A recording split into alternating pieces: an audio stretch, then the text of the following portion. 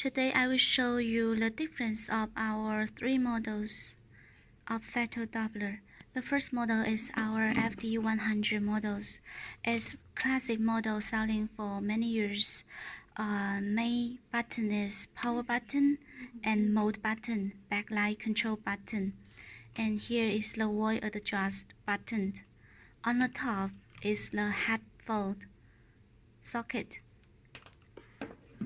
The FD200 is similar with FD100 design, but the difference is the middle part is with more space room for private label for customs, and also with three working modes as the FD100.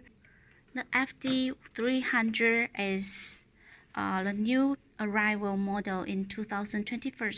It is with the Europe design patent.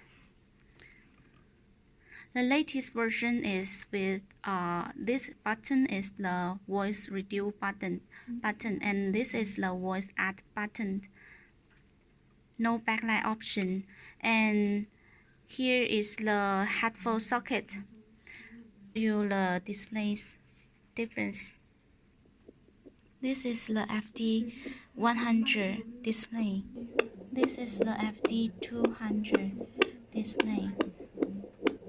This is the FD300 display.